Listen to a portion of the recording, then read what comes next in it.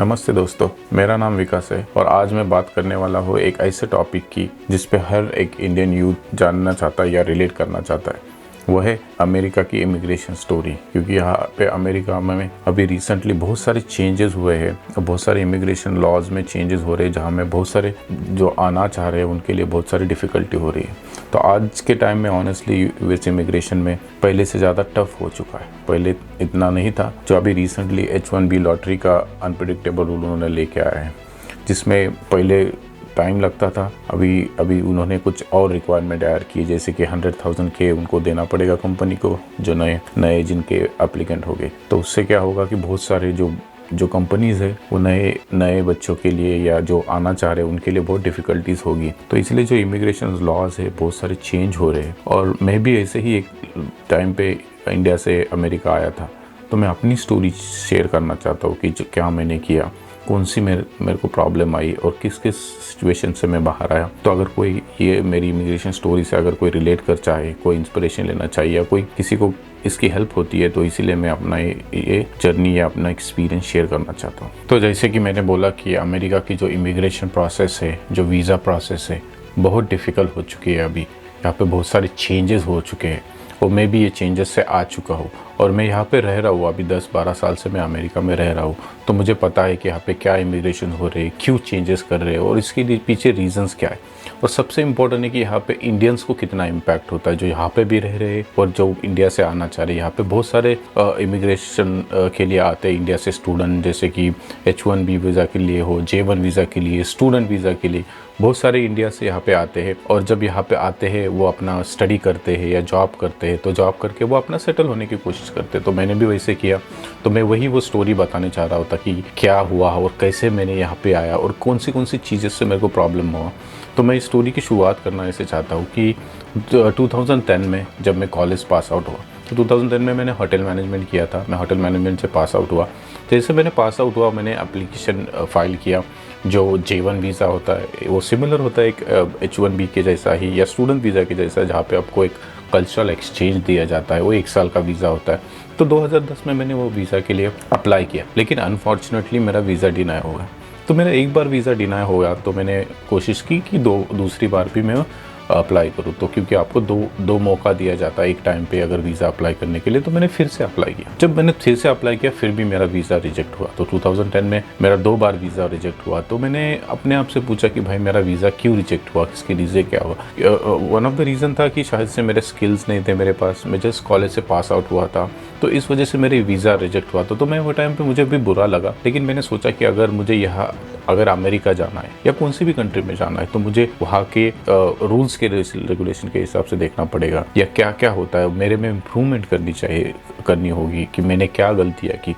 फिर मैं 2010 के बाद फिर मैंने वहाँ पे वीज़ा एप्लीकेशन ये बंद कर दिया, क्योंकि मेरा 2 बार रिजेक्ट हुआ था। फिर 2015 में मैंने वीज़ा अप्लाई किया, क्योंकि 2015 में मेरे पास एक्सपीरियंस भी आया था। मैंने अपने ऊपर काम किया, कुछ स्किल इम्प्रूव की, जैसे कि मैंने मेरी इंग्लिश इम्प्रूव की, पर्सनालिटी डेवलपमेंट किए और सबसे इम्पोर्टेंट मैंने एक्सपीरियंस लिया। मैं होटल मैनेजमेंट था, वो इंडस्ट्री मैंने एक्सपीरियंस लिया। फिर मैं जहाँ पे काम कर रहा था वहाँ से ही अप्लाई किया। फिर मैंने सेम चीज़ के लिए अप्लाई किया, J-1 वीज़ा के लिए अप्लाई किया। तो फिर वो वीज़ा से मैं अमेरिका आया। 2015 के मार्च महीने में मैं अमेरिका आया। तो एक तरीके से मेरे को वो कल्चरल शॉक था जब मैंने यहाँ पे आया। अमेरिका में ऐसा लगता है कि ये बहुत बड़ा देश है, हम बाहर से देखते हैं, टीवी में देखते हैं, तो बहुत सारी चीज़ें चेंज होती है। प्लस तुमको अपने घर परिवार को छोड़ना पड़ता है, अपने लोगों को छोड़ना पड़ता है, अपने कल्चर को छोड़ना पड़ता है। तो वो एक कल्चर शॉक हो जाता है। फिर मैं जब आया तो बहुत सारे उसमें प्रोसेस हुई कि वीज़ा प्रोसेस में क्या था, फिर वहाँ पे तुमको सेटल होने के लिए होता है, तुमको यहाँ पे घर लेना पड़ता है। तो ये सब सारी चीज़ों से मुझे भी एक कल्चर शॉक लगा था। लेकिन यहाँ पे कुछ मेरे दोस्त थे, मेरे पहचान वाले थे, तो उन्होंने मुझे हेल्प किया और वो प्रोसेस में जो प्रोसेस हो रही थी उसमें मुझे थोड़ी मदद मिली। फिर सबको पता है 2019 में कोविड आया। जब कोविड आया तो सबसे ज़्यादा हिट जो कोविड किया, जो इंडस्ट्री को हिट किया, वो था हॉस्पिटैलिटी इंडस्ट्री, यहाँ पे hotel management, tourism, travel, cruise line, ये बहुत सारे इंडस्ट्री को हिट किया और वहाँ पे हमको जॉब से निकाला गया। तो मुझे भी जॉब से निकाला गया, बहुत सारे मेरे लोगों को, मेरे दोस्तों को, मेरे फ्रेंड्स को जॉब से निकाला गया क्योंकि कोविड के वजह से वहाँ पे जॉब्स नहीं थी, वो इंडस्ट्री सब लॉकडाउन था। तो मैंने सोचा कि अगर ये ऐसी चीज़ें होती रही फ्यूचर में तो क्या करें, क्योंकि ये इंडस्ट्री प्रेडिक्टर। फिर मैंने थोड़ा आईटी के ऊपर को रिसर्च किया कि आईटीज़ में क्या होता है, यहाँ पे क्या क्या सर्टिफिकेशन होते हैं, क्या होते हैं। और मेरे हिसाब से ना अमेरिका ऐसा देश है, अगर आपके पास टैलेंट है, स्किल हो और आप हार्ड वर्किंग हो, हार्ड वर्क करना चाहते हो, तो आप यहाँ पे कुछ भी कर सकते हैं। तो मैंने वहाँ पे होटल मैनेजमेंट से आईटी में स्विच किए। यहाँ पे कुछ सर्टिफिकेशन होते हैं, मैंने कुछ सर्टिफिकेशन किए आईटीज़ के स्पेसिफिक स्किल्स के, और उसके ऊपर मैंने काम किया और वो सर्टिफिकेशन मैंने अक्वायर किया। जैसे सर्टिफिकेशन अक्वायर किया, फिर मैंने जॉब्स के लिए अप्लाई किए। फिर जॉब मिलने के बाद मैंने जॉब किया आईटीज़ में। फिर आईटीज़ में जॉब करते करते मुझे इंडस्ट्री का पता चल गया कि होटल मैनेजमेंट में डिफरेंट इंडस्ट्रीज़ में क्या होता है, आईटीज़ में क्या होता है। फिर यहाँ पे मैंने और सारे सर्टिफिकेशन वगैरह लेने की कोशिश की। मैंने अपना एक्सपीरियंस बिल्ड किया। जैसे एक्सपीरियंस बिल्ड करते करते सर्टिफिकेशन लेते लेते फिर मैं आया। फिर वहाँ पर मैंने सोचा कि मैं कुछ ज्वाइन करूँ, फिर आगे जाके मैं क्या करूँ। तो मैंने अपने ऊपर काम करने की कोशिश की।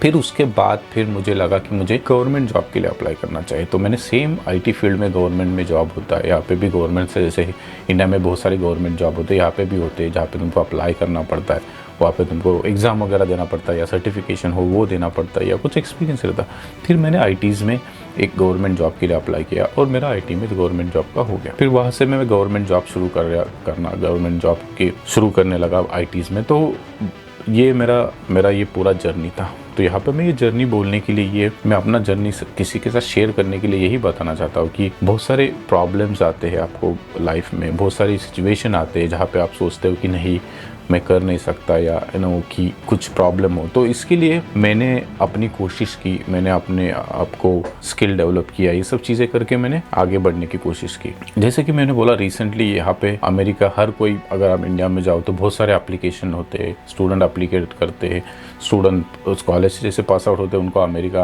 आने की कोशिश करते हैं, या फिर कोई जॉब कर रहा है, जॉब करने के बाद H1B लेने की कोशिश करते हैं लॉटरी से, या जॉब अप्लाई करते हैं।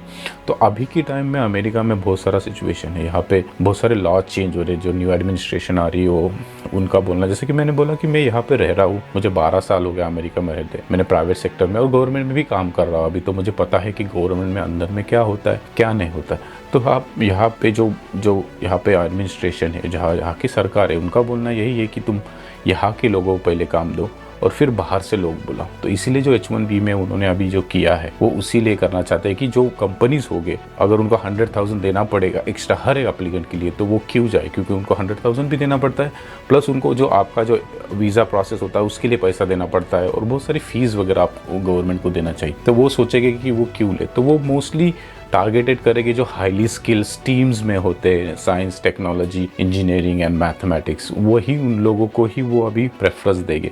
और गवर्नमेंट भी यही चाहती है, जो भी कंपनीज हो, बड़े बड़े कंपनी जैसे कि गूगल्स हो, माइक्रोसॉफ्ट हो, या जितने भी हॉस्पिटल्स यहाँ पे बड़े बड़े होते हैं, जो इंडिया से स्टूडेंट बुलाते हैं या चाइना से बुलाते हैं या कोई भी एशियन कंट्री से बुलाते हैं, कि उनको समझ में आए या उनको एक सिंपल एग्जाम्पल मिले कि तुम यहाँ के लोगों को प्रेफरेंस दो, फिर बाहर के लोगों को प्रेफरेंस दो। तो मुझे लगता है यही गवर्नमेंट करना चाहती है।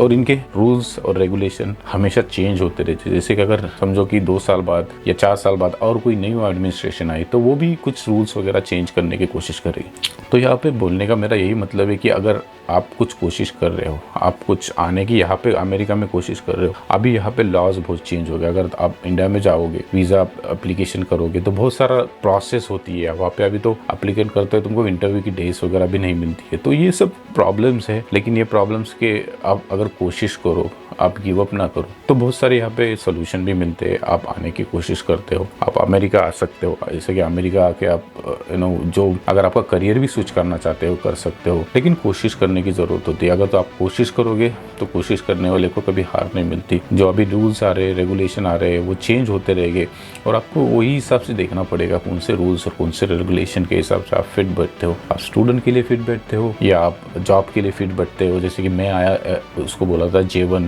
वीज़ा, जो स्टूडेंट की तरह ही होता है, जहाँ पे आपको एक इंटर्नशिप मिल जाती है 1 साल की। तो बहुत सारे ऑप्शंस होते हैं। अगर किसी को ये वीडियो अगर हेल्पफुल लगा है तो आप प्लीज़ कमेंट करें, शेयर करें और सब्सक्राइब करें मेरे चैनल को। अगर मेरे से कुछ आपको इन्फॉर्मेशन चाहिए तो कमेंट में आप ज़रूर बताइए कि आपको क्या इन्फॉर्मेशन चाहिए, मैं क्या हेल्प कर सकता हूँ। ये आज वीडियो बनाने का मेरा यही मतलब है कि अगर मेरा एक्सपीरियंस मैं किसी के साथ शेयर करूँ और कोई यहाँ पे आने की कोशिश कर रहा है, उसको कुछ डिफ़िकल्टी हो, प्रॉब्लम हो, अगर मेरा ये वीडियो और ये मोटिवेशनल मेरा जर्नी अगर किसी को हेल्प करता है और वो उसे से अगर किसी को अपने वीज़ा के प्रोसेस में हेल्प हो सकती, तो इसीलिए मैं भी ये वीडियो बनाया। तो प्लीज़ आपको कुछ क्वेश्चन हो, आपको कुछ कंसर्न हो, कमेंट में ज़रूर बताएं और मैं कोशिश करूँगा कि उसके आंसर दें।